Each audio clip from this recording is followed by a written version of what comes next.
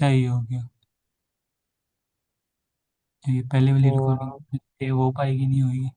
अच्छा चलो थोड़ी देर और कर लेते हैं। यहाँ पे हम ये चीज़ देख रहे थे कि हमें इसने काफ़ी सारी चीज़ें फाइंड करके दे दी है। अब यहाँ पे एक चीज़ हम देखते हैं, देखो मीन हमारे पास कितना है, 4800 कुछ है। ये स्टैंडर्ड एविएशन कितना है? 66111। मीन्स के स्टैंडर्ड एविएशन जो वो मीन से ज़्यादा है। मीन से बड़ा है, सही। तो हाँ। इसकी क्या चीज़ समझ आती है? याद है कल परसों हाँ। हाँ, डिस्कस। उस दिन तूने बता रहा था कि मतलब कि जब मीन स्टैंडर्ड एविएशन मीन से बड़ा हो जाए, तो उसका मतलब होता है कि कोई ना कोई गैप या कोई ना कोई घपला हुआ हुआ है। गपला नहीं, वो नॉर्मल डेटा नहीं होता। एक चीज़ हम देखते हैं, ये है हमारे पास मीन है, और स्टैंडर्ड एविएशन ये मीन का एक पॉइंट है समझो। ये अगर ऐसे शेप बना लिया ना तो ये मीन का एक पॉइंट है, ठीक है। अब स्टैंडर्ड डेविएशन इसमें से माइनस भी करना है और प्लस भी करना है। अब मीन से स्टैंडर्ड डेविएशन माइनस करेंगे तो क्या रिजल्ट हमारे पास आएगा?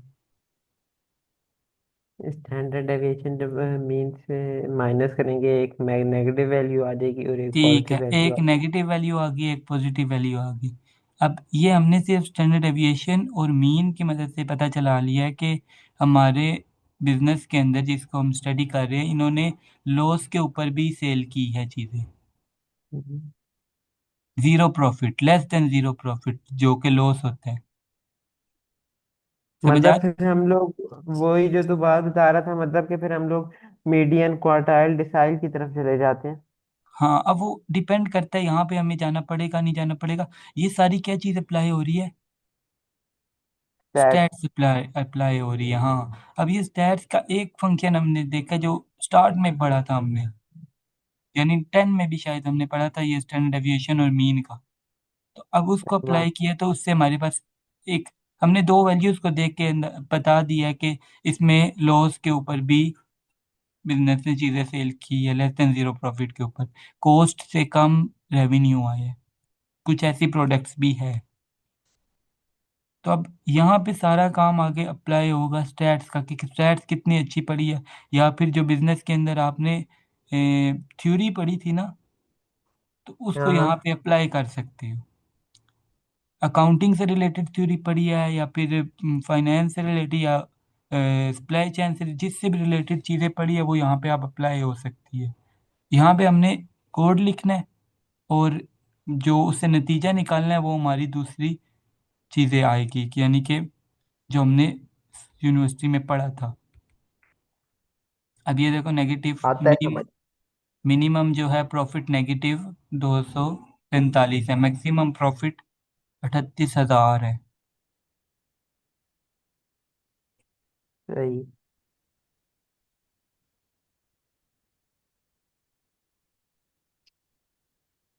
सही। और इसके अलावा इसके साथ क्या कर सकते हैं? अच्छा अब यहाँ पे पहले हमने एक एक चीज का फाइंड कर रहे थे, अब ये पूरा, अब हम सबसे पहले तो अते सारी ना यूँ समझो कि हमने डिस्क्राइब और इंफॉर्मेशन वाला और शेप वाला निकालना होता है, कि हमें उस डेटा सेट के बारे में थोड़ी चीजें पता चले। अब इसको पूरा रीड ठीक आउट है। कर लो या जो भी करना है। शिपिंग कॉस्ट कितनी है? शिपिंग कॉस्ट ऑन एवरेज जो है वो 6 रुपये है, या $6, या जो भी जिस भी करेंसी के अंदर है। टोटल कॉस्ट सही है। ऑन एवरेज ये है। ये सब ऑन एवरेज नहीं, मिनिमम ये ऑन एवरेज है। अब यहाँ पे हम उसी शीट के ऊपर जाके और चीज़ें देखते हैं। हम किसी कॉलम का सम निकालना है तो किस तरह निकालेंगे? डीएफ, बड़ी ब्रैकेट, उसके अंदर कॉलम का नेम डॉट सम, सम आ गया। काउंट निकालना है, मीडियम निकालना है, क्वार्टाइल निकालना है, क्वार्टाइल का ये फॉर्मूला है। समझ आ रही है ना? हाँ, एक एक सवाल आ रहा है दिमाग में। हम्म। या तूने कहा बड़ी ब्रैकेट तब इस्तेमाल करनी है जब गैप हो, अगर तुमने अंडरस्कोर का नहीं दिया हुआ है। ठीक। अब क्या कहते हैं, अगर किसी में गैप ना हो, हाँ हाँ, तो फिर बड़ी ब्रैकेट काम करेगी? चेक कर लेते हैं अभी, करनी तो चाहिए। ये आर आर। भी बड़ा करती है। अब वो परेशान हो गया, वो क्या हो रहा है। हाँ, काम करेगी। ये मैक्सिमम ओ, प्रॉफिट ओ, 38,000 और ये मैक्सिमम प्रॉफिट 38,000। क्या सही है। बात है। अच्छा, दोबारा अब और क्या क्या चीजें इसमें सीखनी है, ये तो था पांडास लाइब्रेरी की बेसिक। अब लाइब्रेरी भी काफी सारी है, खाली ये नहीं है। मैट प्लॉटलिब है, प्लॉटली है, और नमपाई है, पांडास है। हाँ हाँ, नम पे का तो सुना हुआ है कुछ कुछ नाम। अब इसके अंदर आपने चीजें, अब पहले तो ये डिफाइन करो कि हम आगे क्या परफॉर्म क्या करना है, फिर उस हिसाब की चीजें यहीं से निकाल लेंगे।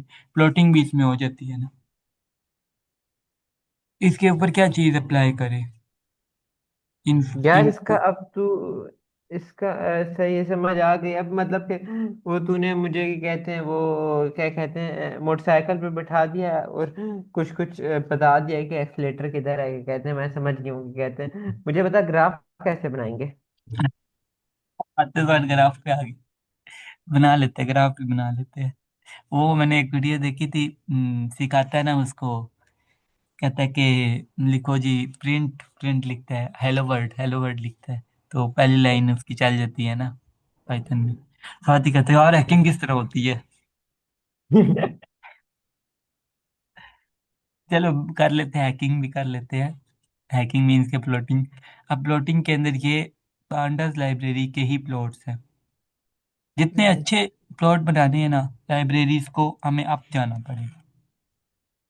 यानी क्या मैट, मतलब। यानी सादे प्लॉट्स जो है ना वो पांडास लाइब्रेरी बना लेती है। अच्छा। लेकिन इससे थोड़े अच्छे प्लॉट चाहिए तो मैट प्लॉट लिप, उससे अच्छे चाहिए तो प्लॉटली। प्लॉटली के अंदर मतलब प्लॉटली के अंदर आप जूम भी हाँ, कर सकते हो प्लॉट्स को। अच्छा अच्छा, वो तूने वो जो केक बनाया था वो प्लॉटली पे बनाया था। प्लॉटली लाइब्रेरी से बनाया था। अच्छा, अभी क्या कहते हैं, अब ये जो है क्या कहते हैं, एक और क्वेश्चन है कि इस, अब तूने शुरू में पांडास इंपोर्ट किया था, अब तू इस लेवल, इस सेल पे और दरमियान में आके हाँ, प्लॉटली पे शिफ्ट हो सकता जो है। जो मर्जी यहाँ पे हम प्लॉटली लाइब्रेरी इंपोर्ट कर लेते हैं। मैटप्लोटलिब जो मर्जी जहाँ पे। अ- असल में अच्छा तरीका ये स्टार्ट में यहाँ पे इंपोर्ट कर लो, यहीं पे ना हम्म, इंपोर्ट कर लो। लेकिन ये कि अगर ये वहाँ पे नहीं किया और नीचे जाके करना है तो नीचे जाके कर लो। यहाँ अच्छा पे हम कर लेते हैं। अच्छा अच्छा, शुरू में तो वो तो नहीं बता रहा है कि जो इसके तौर तरीके कार है जिससे नोटबुक के शुरू में नाम होता है। हाँ, उसी तरह शुरू में लिखो तो अच्छा रहता है, बंदे को पता चलता है कि अब यहाँ पे हम मैटप्लोटलिब भी यूज़ कर सकते हैं, ये इंपोर्ट होगी। अच्छा अगर ना इंपोर्ट हो रही हो ना तो फिर पिप इंस्टॉल मैटप्लोटलिब। तो ये इसका इंस्टॉल करने का ये पैटर्न है, ये फार्मूला है। अच्छा अच्छा सही। एक्सक्लेमेशन मार्क पिप इंस्टॉल और आगे लाइब्रेरी का नाम। यार अब फिर ये वाले फॉर्मूले पढ़ा रहे थे ना, A square plus B square plus two A B वाला क्यों पढ़ाया फॉर्मूला। देखो, वो जो ए स्केयर बी स्केयर है ना वो यहाँ पे अप्लाई होगा। जैसे यहाँ पे मीन मीडियन मोड अप्लाई हुआ है ना अभी। अच्छा अच्छा, मीन और स्टैंडर्ड डेविएशन, दो चीजें अभी हमने देखी थी। तो ये चीज सही हमने है। स्टैट में पढ़ी और यहाँ अप्लाई कर दी। यहाँ पे अच्छा अच्छा इस काम निकलवाने का, इधर से काम निकलवाने का और फार्मूला है। और क्या काम निकलवाना है वो हमें वही फार्मूले बताएंगे मैथ स्टैट्स के। सही सही, समझ आ रही। अच्छा, अब यहाँ पे हम चार्ट और प्लॉट्स देखते हैं। बार प्लॉट बनाएंगे अभी हम। ठीक है। सही है। और देखते हैं किन दो चीज़ों के दरमियान बनाना है। अच्छा, यहाँ पे ना हम सारी आउटपुट क्लियर भी कर सकते हैं। जो डिस्प्ले हो रही थी ना ओ, अब वो नहीं होगी। अच्छा सेल अच्छा अच्छा सारे अच्छा चले हुए हैं, सेल सारे चले हुए हैं। यानी अच्छा अच्छा अच्छा। इसके अंदर ये सेव हुआ है, जो भी कोई सेव किया है ना अगर किसी के अंदर तो वो हो गया। लेकिन क्यों नहीं हो रहा नीचे। मैंने सारे रजिस्टर बंद करके रख दिए हैं। हाँ, यूँ समझ लो। अच्छा, इन्फो के ऊपर जाते हैं। यहाँ पे अब हम सिलेक्ट करेंगे। बताओ किन दो के दरमियान चार्ट बनाने हैं। Price price. और प्रॉफिट। प्रॉफिट आ गया, ठीक है। प्रॉफिट और प्राइस। प्राइस, टोटल कॉस्ट या रेवेन्यू, हाँ। रेवेन्यू का है। हाँ, टोटल कॉस्ट सही रहेगा, समझने में ठीक भी है, आसान। टोटल कॉस्ट और प्रॉफिट के दरमियान हम आप चार्ट बनाएंगे। वापिस आ जाओ शीट के ऊपर। डॉट फ्लोट डॉट बार।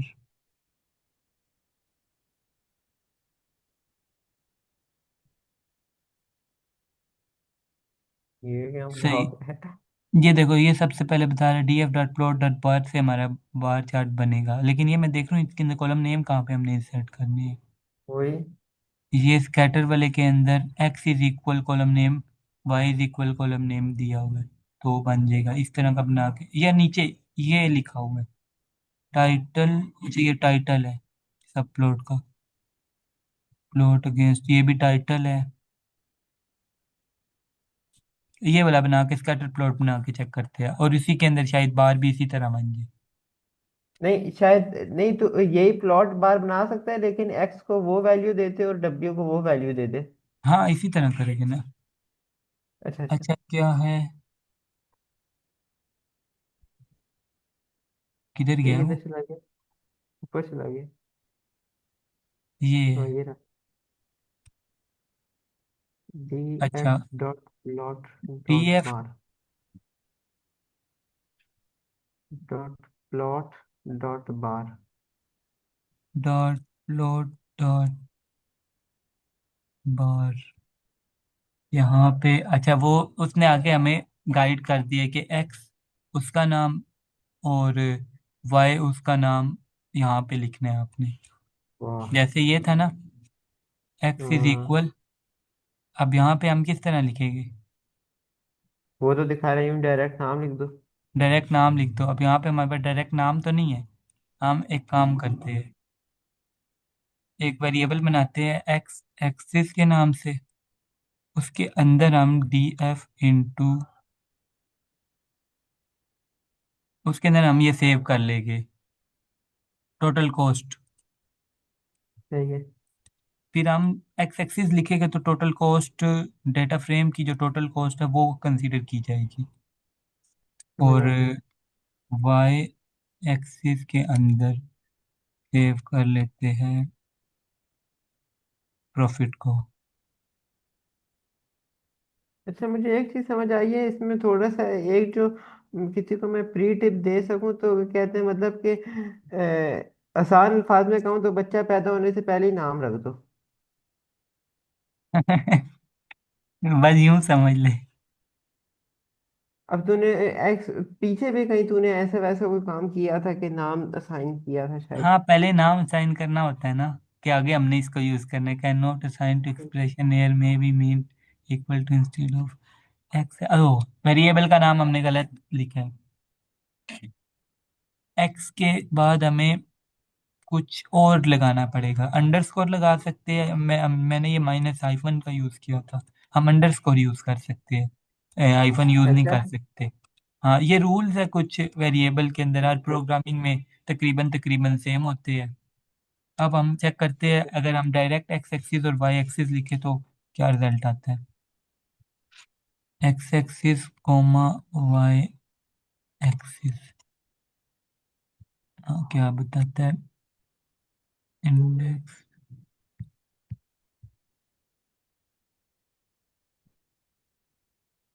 ये क्या हुआ? नन ऑफ इंडेक्स, ये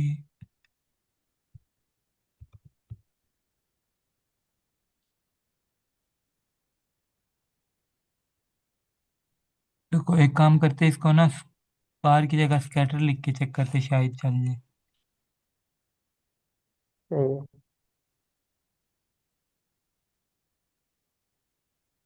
इतनी लोडिंग लेके तूने एरर दी है। डायरेक्ट ही दे देता है ये, इसने खाली ढांचा तो बना दिया है, लेकिन कोई कुछ एरर आ रहा है जो समझ नहीं आ रही। कह रहा है वैल्यूज खुद पुट करो। नहीं नहीं, वैल्यूज क्यों कुछ। ठीक है ठीक है, समझ आ गई है। एक्स इज इक्वल लिखना पड़ेगा ना, जैसे यहाँ पे उन्होंने लिखा हुआ है एक्स इज इक्वल, उसके बाद एक्स एक्सिस। नीचे को वो पढ़ो ना, नीचे जो एरर आता है तो अक्सर समझ आ जाती है क्या मसला है। समझ आ गया लेकिन फिर भी काम नहीं हो रहा। मसला तो यही था। Keyword x axis keyword expression was direct cause the following expectation.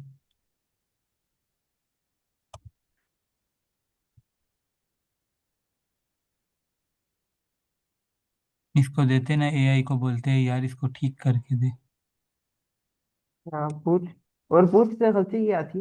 हाँ, अगर डायरेक्ट लिखते हैं फिर चेक करते हैं। पूरे कॉपी पेस्ट करना।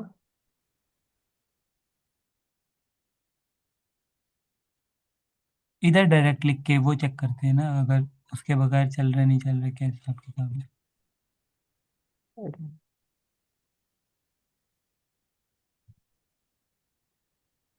फिर भी एरर ही लग रहा है। एरर ही है। इधर क्या है? हाँ, इसको नहीं वो उठा तो। के इसको उठा के देते हैं उसको।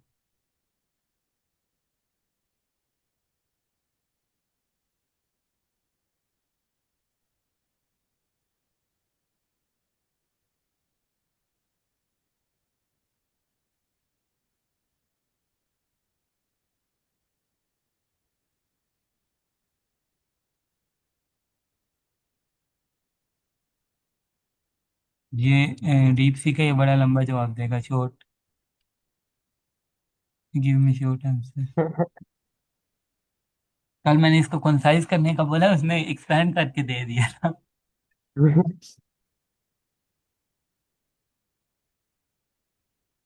ठीक है, तीन चल रहा है। Short answer you string name instead of using actual name total cost on variable. ये क्या, ये ज्यादा ही शॉर्ट उसने कर दिए। The column names in your plot function does not match the variable. Column मुझे नेम लग रहा है वो तूने जो नाम दे दिए ना उसको, उसकी वजह से नहीं चल रहा है। कुछ यूं ही लग रहा है।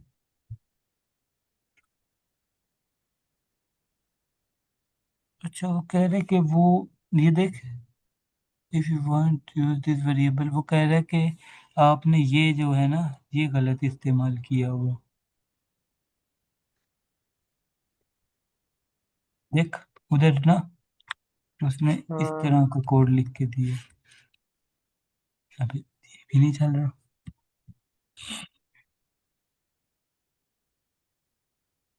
रुक, इसका जो है ना एरर, वो उसको कॉपी करके देते हैं।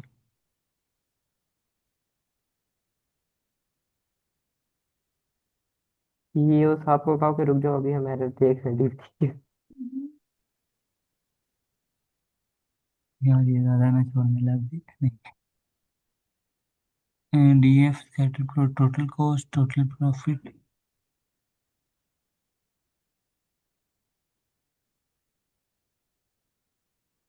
ओ, एक्स एक्सिस और समझ वाई आ एक्सिस गई के साथ समझ आ भी। गई समझ आ गई समझ आ गई। अब हमने गलती पता क्या की है? एक चीज को हम्म। बिल्कुल इग्नोर किया हुआ था।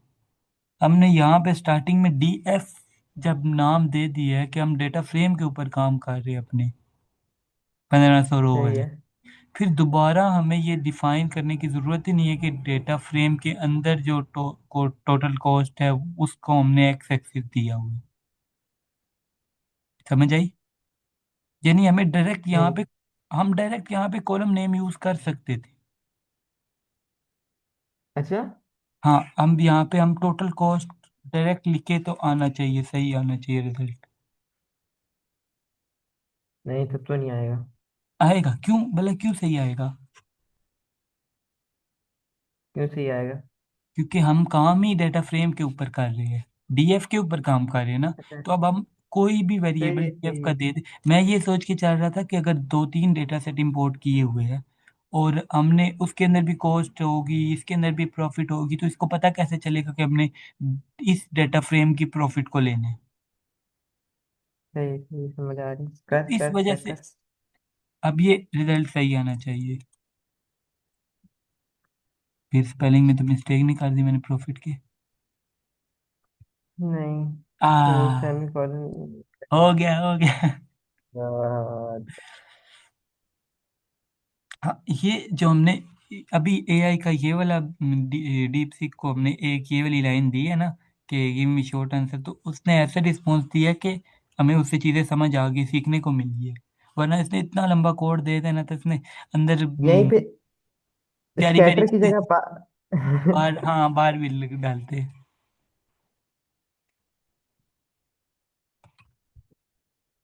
नहीं, सारा क्यों चेंज करना पड़ेगा?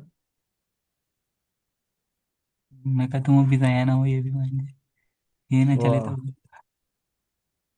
इसको कर देते कमेंट और बाहर जाओ। एक्स लेबल उसने खुद ही मेरे ख्याल से लगा लिया, टोटल कॉस्ट एक्सिस, अच्छा एक्सिस एक्स पे टोटल कॉस्ट को रखा है। टाइम लगा रहा है ये तो। हाँ बन गया, लेकिन ये क्या बना दिया भाई, ये तो बड़ी अजीब सी। अच्छा अब यहाँ पे ना उसने हर एक को ना अलग से बार में कर दिए, और नीचे जितनी भी वो टोटल कॉस्ट थी ना अलग अलग वैल्यूज थी, हाँ हर एक को उसने वो कन्वर्ट उसके साथ कंपेयर करके तो बना दिए। हालांकि होना ये चाहिए था कि बार्स बनती ऐसे डब्बे डब्बे से। वो हाँ किस तरह होगी, हमें उसको देनी पड़ेगी कि कितनी इसके अंदर बार्स आए ना तो हो जाएगा काम। यानी 10 बार्स को पता नहीं क्या बोलते हैं इनकी जुबान में ना, एक स्पेशल नाम होता है कि भाई इतनी ये बार्स आए तो तब वो मतलब 1000 वैल्यूज है, 1500 वैल्यूज है तो वो डिवाइड कर देगा उस हिसाब से, 150 150 वैल्यूज करके या जिस तरह भी करे। 150 150 तो नहीं बल्कि वो कॉस्ट के हिसाब से टोटल कॉस्ट का डिफरेंस देखेगा, प्रॉफिट का डिफरेंस देखेगा। अगर तो मिसाल के तौर पे 1000 प्रॉफिट का डिफरेंस है ना, तो वो और 10 बार्स बनानी है तो वो हर 100 के गैप के ऊपर एक बार बना देगा। यानी 100 से लेकर 200 तक जो प्रॉफिट है, राइटिंग मेरी वैसे ही बहुत अच्छी है यहाँ पे तो कमाल है। 100 से 200 तक जो प्रॉफिट है उसका एक बार बना देगा। इसकी कितनी कॉस्ट है, 200 से 300 तक प्रॉफिट है उसकी कितनी कॉस्ट है, तो इस तरह करके वो बार चार्ट बना देगा। अभी ये क्यों नहीं बार चार्ट सही बना है? अभी बताया ना कि इसने जितनी भी प्रॉफिट्स थी ना हर हाँ एक को हाँ। अलग से बार बनाई है। हमें अच्छा टोटल अच्छा दस अच्छा अच्छा। बारह बार चाहिए, रुको इसको अब जाके दोबारा एआई को बोलते हैं कि इसको ना, किधर है,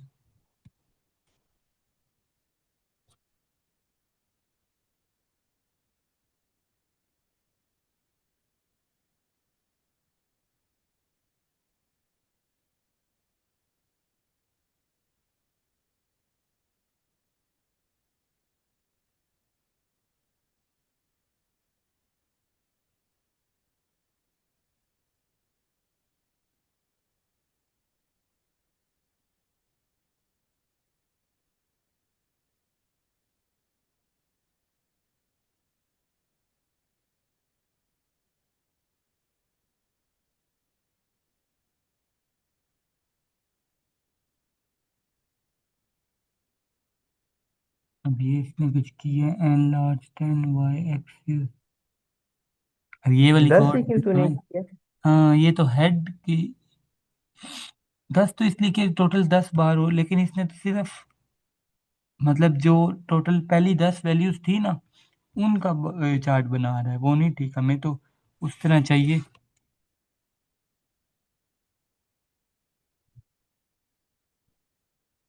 ये क्या कह रहे हैं, एक्स एक्सिस और वाई एक्सिस, नहीं एक्स एक्सिस और वाई एक्सिस नहीं, यहाँ पे हमें देना पड़ेगा एक्स और वाई की जगह पे। उसको बोल ये टॉप 10 वैल्यूज नहीं, summarize summarize of the data sheet 10 minutes. हम्म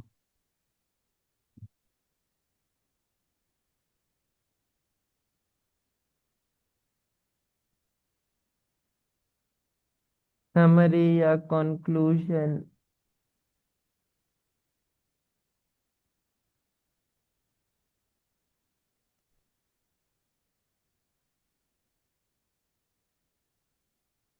सही है। हाँ हाँ, ये बीन्स बोलते हैं उसको। बेंच। बिन, वो जो मैं बताया था ना, बाहर को कोई स्पेशल नेम अच्छा होता है अच्छा। उसका, तो वो बिन नेम है। डस्टबिन तो है। Dustbin. BIN, bin. Create 10 bin. DFX bin is equal group by, oh my God, ये करेगा। इसको ला के थोड़ा एडिट करते हैं। अभी इसने क्या किया कि वो टोटल उसको पहले 10, पहले इसने कैलकुलेशन किए, फिर उसके ऊपर 10 बेस के अंदर कन्वर्ट करेगा। अब इसने एक नया कॉलम बना लिया यहाँ पे। पहले देखते हैं नया कॉलम बनता किस तरह है। अगर तो हमें यहाँ पे प्रॉफिट और टोटल कॉस्ट को अगर मिलाए तो क्या बनता है? टोटल कॉस्ट है या टोटल प्राइस है ये वाली? टोटल कॉस्ट है। कॉस्ट मीन जितने हमें पड़ा है, जितने में। हाँ, जितने में हमें पड़ा है। तो फिर होना तो ये चाहिए कि हमें एक और कॉलम अगर यहाँ पे बनाए, DF इंटू कॉलम।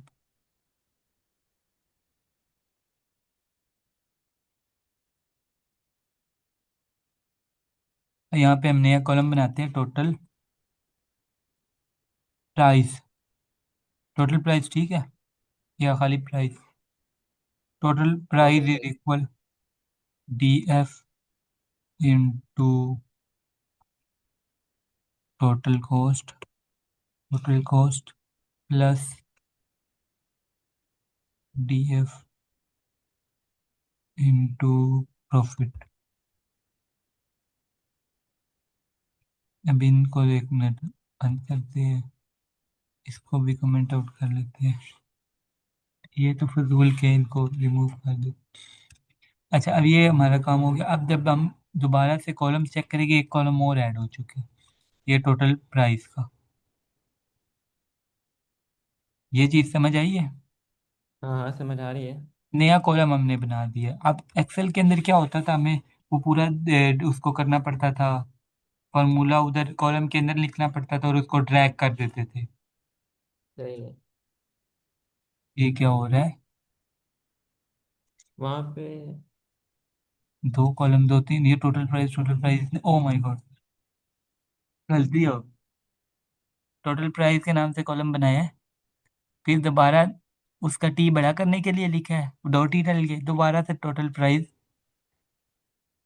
3 बार ही डाल चुका है एक ही कॉलम। समझ आई? है ना?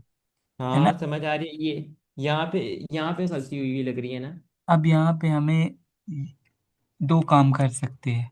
या तो हम इस डेटा को दोबारा से लोड करें, या फिर हम इसमें से कॉलम को ड्रॉप कर दें। कॉलम को ड्रॉप के लिए फिर उसका फॉर्मूला निकालना पड़ेगा। दोबारा से डेटा लोड करके इसके अंदर ये कॉलम ऐड किया, और अब चेक करेंगे तो ठीक हो जाएगा। समझ आई है? समझ समझ ही आई नहीं। कि पहले वाली भी गई? ये वाली नहीं समझ आई, बात आखिरी जो की है ना। अब हमारे से गलती हो गई थी, हमने ये गलती की तो समझ आ गई थी ना। हाँ, गलती की तो समझ आ गई थी। अब उस गलती को सुधारने के लिए हमने दोबारा से डेटा को इंपोर्ट किया है, ये वाला। सही है। अब जब दोबारा इंपोर्ट किया है, तो जब कॉलम्स को चेक किया तो वो वाला कॉलम रिमूव हो चुका है, असल डेटा आ गया।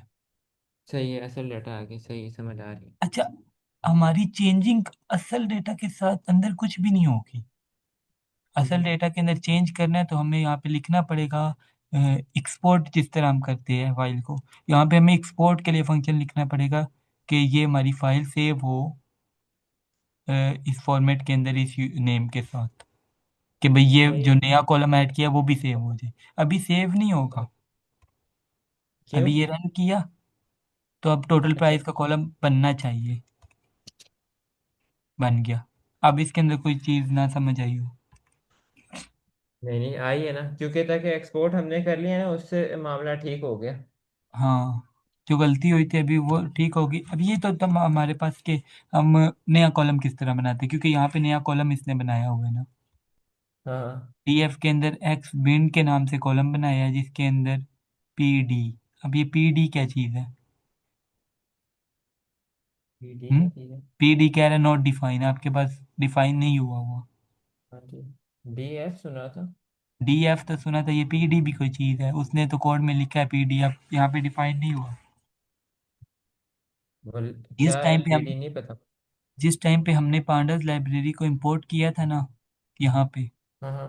तो एक हाँ स्टैंडर्ड हाँ। रूल है कि इसको ना एस पी डी करते हैं, कि जब भी पांडा लाइब्रेरी यूज करनी है तो पूरा पांडास ना लिखना पड़े, सिर्फ जितना डेटा फ्रेम को हमने डी एफ कर दिया था ना, हाँ हाँ। इसी तरह हमने पांडास लाइब्रेरी को पी डी के साथ ऐसा, जब भी हम यूज करेंगे, अब पहले तो हमने यहाँ पे पांडा लिखा था, अब हम पी डी लिखेंगे।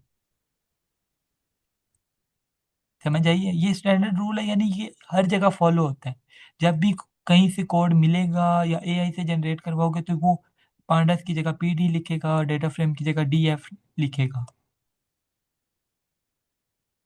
जब तक उसे बता ना दिया जाए कि हमने स्टार्ट में पांडास को इस तरह इंपोर्ट किया हाँ या हाँ। डी एफ की पांडास जगह का ऐसा हमारा नाम। नेम ये है। अब जब हम इसको चलाएंगे या तो डेटा सेट को तूने टीएफ नाम दे दिया था। हाँ, डेटा सेट को हर वक्त डीएफ ही नाम देते, एक स्टैंडर्ड रूल बना हुआ है। यानी अब एआई से कुछ निकलवाना है ना, तो वो फिर डीएफ और पीडी जो स्टैंडर्ड है उसी को फॉलो करेगा। अच्छा अच्छा अच्छा अच्छा। अब हमारे पास ये पीडी की समझ आ गई, पीडी डिफाइन हो गया कि वो पांडस था। कट कट अब पांडस का फंक्शन है, पांडस को जब इस्तेमाल करना है उसको लिखना है कि पांडा लाइब्रेरी का कोई फंक्शन इस्तेमाल कर रही है। कट क्या हम्म। करता है? सही, वो करेगा एक्स एक्सिस के अंदर डेटा फ्रेम का जो हाँ, लग रहा है कॉलम डेटा है एक्स फ्रेमिंग एक्सिस, करेगा कि एक्स एक्सिस को उसको नाम देगा, 10 वाई एक्सिस बिन्स को। के अंदर कन्वर्ट क्रिएट कर देगा, कन्वर्ट कर देगा। अच्छा अच्छा अच्छा अच्छा, सही सही। हम प्रॉफिट को 10 बिन्स के अंदर कन्वर्ट करें, डेटा फ्रेम हाँ का कॉलम, ये समझ आ रही है ना? हाँ जैसे हाँ पहले हाँ। कॉलम वाला कॉलम तो पढ़ चुके हैं, अब ये हाँ 10 बिन्स के सही अंदर सही ये अब। कन्वर्ट, 10 बिन्स के अंदर इसको कन्वर्ट कर देगा, ये उसने किया। अब दूसरी लाइन को देखते हुए उसको समझते हैं, डी एफ डेटा फ्रेम को यूज किया, ग्रुप बाय सही सही। एक्स बिन, जो 10 बिन्स बनाई थी ना ऊपर, हम्म हम्म उसके हिसाब से ये ग्रुपिंग कर रहा है यहाँ पे, यानी सही सही। एक एक को पकड़ के बांध रहा है। यूं समझो इसने यहाँ पे 10 हिस्से किए थे, 100 या जितने भी हिस्से थे ना, उनको 10 10 के हाँ बंडल हाँ, बनाए हैं, और यहाँ पे ये ग्रुप बाय कर रहा है, उसको पकड़ के बांध रहा है। सही है। उसके बाद समझ आ रही। इसके ऊपर हर बंडल के ऊपर एक बिल्डिंग खड़ी होगी जो कि वाई एक्सिस होगी। वाई एक्सिस में हमने क्या रखना है? Total cost. Total cost. Total cost, फिर टोटल कॉस्ट का मीन हो या फिर पूरी टोटल कॉस्ट हो जाए। मीन ही हो जाए यार। मीन, तो इन्होंने या मीन पूरी। लिखा हुआ, या मिनिमम भी अगर फाइंड करना है ना, कि भाई पहले ग्रुप का 10, यहाँ पे हमारे पास वो बनी थी। या तो फिर प्रॉफिट का भी मीन कर देना। नहीं, प्रॉफिट का मीन इसलिए नहीं कर रही है, देखो यहाँ पे बनी है 1 से लेकर 2 तक जो प्रॉफिट है, दूसरा बना है 2 से लेकर 3 तक जो प्रॉफिट है, ठीक है, सही है। और तीसरा 3 से 4, इस तरह करके काफी सारी बीन्स बन गई है। अब यहाँ पे जब ये ग्राफ शो हो रहा है, यहाँ पे हमारे पास क्या चीज शो होनी चाहिए, यानी 1 से 2 की जो वाई। प्रॉफिट है हाँ। उसके अंदर फर्ज करो 1,000 वैल्यूज लाई कर रही है। अब सही एक है। चीज है हम काउंट शो करें, काउंट भी यहाँ पे शो किया जा सकता है ना, हाँ कि हाँ, भाई काउंट भी शो किया जाए। काउंट भी अच्छी चीज है यहाँ पे शो करने के लिए, भाई काउंट कितनी हाँ वैल्यूज है जो हमारे पास इतनी प्रॉफिट में लाई कर रही है, कितनी वैल्यूज है जो हमारे पास अगर सेंटर में ज्यादा बड़ा फिगर आ रहा है, काउंट शो करेगी तो हमारे पास अगर तो बेल शेप बन गई तो वो बन जाएगा फ्रीक्वेंसी डिस्ट्रीब्यूशन, नॉर्मल कर्व होगा। हाँ हाँ यानी अगर काउंट अगर करे तो हमारे पास फ्रीक्वेंसी डिस्ट्रीब्यूशन बनेगी। ये समझ आ रही है? हाँ, और मीन है। अगर करेंगे तो हमें पता चलेगा कि 1 से 2 तक की जो वैल्यूज है, प्रॉफिट 1 से 2 के दरमियान जो है, उन उनका ऑन एवरेज कॉस्ट क्या पड़ती है हमें। समझ आ गई है ना? है। ये बात समझ आई है? हाँ आई है कि तू वो कह रहा है कि एक्स एक्सिस पे वो लाया करेगा तभी अगर नॉर्मली डिस्ट्रीब्यूट होगा, अगर ये बेल शेप बनेगा। हाँ मैं ये नॉर्मली। सोच रहा हूँ क्या सोच रहे? कि ये कोड रन हो जाएगा अब। रन होगा ना, ना हुआ तो फिर देख लेंगे। आइंदा इससे बनाने हैं ये डबियाँ। सही बात है यार। अच्छा, रेजर की तरह इसको सारे को दो रिमूव चार और करते हैं। दो चार और बना ले, मैं तो कह रहा हूँ। नहीं नहीं, बस काफ़ी है। अब हम काम करते हैं अपना, यहाँ पे टोटल कॉस्ट हो गया। मीन, मीन पे भी रन करेंगे और मीन की, अब यहाँ पे हमारी स्टैट्स और जो कुछ हमने सीखा था वो अप्लाई हो रहा है। मीन सही बात। अप्लाई किया तो क्या काम हुआ है, मीडियन किया तो क्या काम हुआ, या फिर हम काउंट करें तो क्या काम होगा। पहले हमारे पास इस तरह का फार्मूला था, यही था ना, df डॉट प्लॉट डॉट बार। हाँ। अब हमने उसको इस तरह का बना दिया। अब रन करके चेक करते हैं। ओ माय गॉड।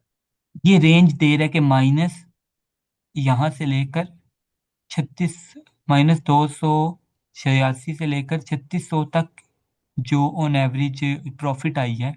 इस रेंज की जो प्रॉफिट है उसकी सही। ऑन एवरेज कॉस्ट क्या पड़ रही है, ये कॉस्ट है। सही। जो इस रेंज की वो है वैल्यूज प्रॉफिट की है, उसकी रेंज कॉस्ट की क्या है, वो ये है।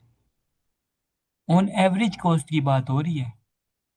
हाँ हाँ, और एवरेज मीन। यानी मुमकिन है कि ये जो 200, 286 माइनस में प्रॉफिट है, हो सकता है इसकी कॉस्ट जो है वो 10,000 हो। हाँ लेकिन मीन, अभी तो मीन पे पढ़ रहे हैं। हाँ, मीन पढ़े तो उन सबको मिला के 10,000 कॉस्ट है, जितनी भी उन सबको मिला के हमने वो एवरेज निकाला तो उसकी कॉस्ट थोड़ी ही है। अच्छा, अब यहाँ पे हम मीन की जगह पे करते हैं काउंट। अब काउंट किया तो ये ऐसे क्यों शो कर रहा है, ये देखते हैं। शायद सबसे ज्यादा फिगर उसी में होगी।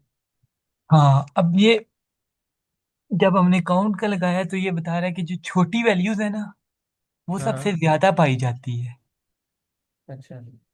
जो छोटी छोटी वैल्यूज है ना, हाँ हाँ। यानी कॉस्ट जिनकी प्रॉफिट कम आई है, 3600 से कम प्रॉफिट है, वो बहुत ज्यादा पाई जाती है। जिनकी इस रेंज के